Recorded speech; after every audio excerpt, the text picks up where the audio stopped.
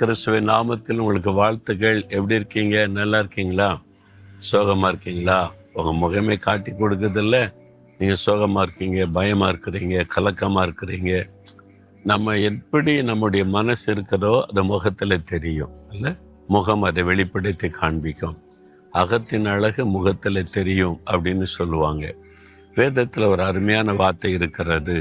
1 Samuel 16:7 கர்த்தர் சொல்லுகிறார், மனுஷன் முகத்தை பார்க்கிறான், கர்த்தரோ இருதயத்தை பார்க்கிறார். ஆண்டவரே சொல்றார், மனிதன் உன் முகத்தை தான் பார்ப்பான், ஆனால் நான் உன் தேவனாய் இருக்கிற கர்த்தர் உன் இருதயத்தை பார்க்கிறவர். இந்த இருதயத்துல மறைந்திருக்கிற காரியமெல்லாம் அவருக்கு தெரியும். அவருக்கு மறைவானது ஒன்றுமில்லை. உங்களுடைய இருதயத்துல என்ன இருக்குது, உங்களுடைய மனசுல என்ன நினைக்கிறீங்க என்பதெல்லாம் அவருக்கு தெரியும். நம்ம அநேக சமயத்துல அதை மறந்து விடுகிறோம். எனக்கு தெரிந்த ஒரு அருமையான ஊழியக்காரர், அவர் நல்ல கிருபை பெற்ற ஒரு ஊழியக்காரர்.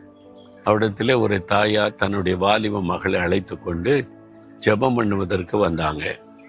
வந்தபோது, என் மகளுக்கு திருமணமே ஆக மாட்டேங்குதுயா, எல்லாம் தடை, அவ எல்லாம் இது வேண்டாம் அது சரியில்லைன்னு சொல்லிக்கிட்டே இருக்கிறா, அதனால அவருடைய திருமண காரியத்துக்கு ஜெபிக்கணும், அதுக்கு தான் வந்தோர் சொன்னாங்க. அந்த ஊழியக்காரர் பொறுமையா கேட்டுவிட்டு சரி ஜெபிக்கலாம் என்று கண்களை மூடினார். ஒரு நிமிஷம் கண்களை மூடி ஜெபிச்சுட்டு அவர் சொன்னார், உங்க மகளுக்கு தான் கல்யாணம் ஆயிட்ட, பிறகு எதுக்கு ஜெபிக்க சொல்றீங்க அப்படின்னு சொன்னார். அந்த தாய் பதறிட்டாங்க. ஐயா இல்லையா, படிச்சு முடிச்சு வேலை செய்கிற ஆள், அவளுக்கு இன்னும் திருமணமே ஆகலை, நாங்கள் சில வருஷமா பிரயாசப்பட்டுக்கிட்டு இருக்கோம், ஒன்றும் வாய்க்க மாட்டேங்குது, இவ்வளோ ஒன்றும் ஒத்து போக மாட்டேங்கிறா அப்படி தான் சொன்னாங்க. இல்லைம்மா, ஆண்டவர் சொல்லுகிறார் உங்கள் மகளுக்கு கல்யாணம் ஆயிற்று. அவங்க என்ன பதறிட்டாங்க, என்னையா இப்படி சொல்றீங்க, என் மகளுக்கு திருமணம் ஆகலை, எப்படி திருமணம் ஆயிட்டுன்னு சொல்றீங்க?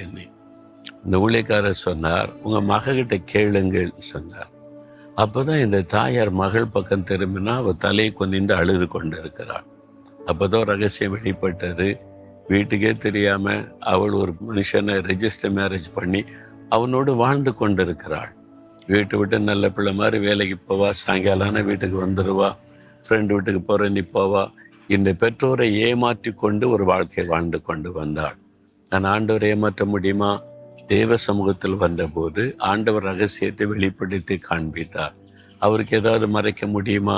எல்லாமே அவருக்கு தெரியும். அதனால தான் ஆண்டவர் சொல்றார், மனுஷன் முகத்தை பார்க்கிறான், கர்த்தராகிய நான் உன் இருதயத்தை பார்க்கிற தேவன். நம்முடைய இருதயத்துக்குள்ள என்ன மறைந்திருப்பது எல்லாமே அவருக்கு தெரியும். அதனால தான் நம்ம ஆண்டவரிடத்துல எல்லாத்தையுமே மனம் திறந்து பேசிடணும்.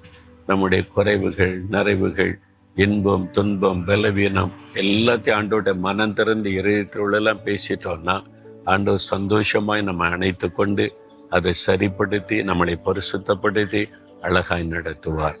அதனால இன்றைக்கு ஆண்டவரை பார்த்து, இருதயம் உமக்கு தெரியும் ஆண்டவரே, என் இருதயத்தில் அக்கிரம சிந்தை இருந்தால் அதை அப்புறப்படுத்துங்க, தவறுகள் இருந்தால் அதெல்லாம் மாற்றுங்க, நான் எல்லாத்தையும் உங்கள்கிட்ட சொல்றேன்னு சொல்லுங்க. உங்களுடைய இருதயம் அப்படியே லகுவாயிரும், அந்த பாரமெல்லாம் போயிடும், கலக்கமெல்லாம் போயிடும், இருதயம் ஒரு சந்தோஷமாக மாறிவிடும். சொல்றீங்களா? அப்படியே கண்களை மூடி சொல்லுங்க, இருதயத்துல கை வைத்து சொல்லுங்க, இயேசுவே என் இருதயத்தை நீங்க அறிஞ்சிருக்கிறீங்க, என் இருதயத்துல எதையும் நான் மறைச்சு வைக்க முடியாது, நீங்க என்னை பார்க்கிறீங்க. இப்ப என் உள்ளத்துல காணப்படுகிற எல்லாவற்றையும் உமக்கு நான் சொல்லுகிறேன். என்னுடைய பலவீனங்கள், குறைகள், தவறுகள், என்னை பாதிக்கிற விஷயம், உள்ளத்தில் இருக்கிற காரியங்கள் எல்லாவற்றையும் உடைய பாதத்தில் வைக்கிறேன். நீங்க இதெல்லாம் எனக்கு மன்னிச்சு மறந்து சரிப்படுத்தி புது இருதயமாய் மாற்றி கொடுங்க. சந்தோஷம், சமாதானம் நிறைந்த இருதயமாய் மாற்றி கொடுங்க. இயேசுவின் நாமத்தில் ஜெபிக்கிறேன். ஆமென்.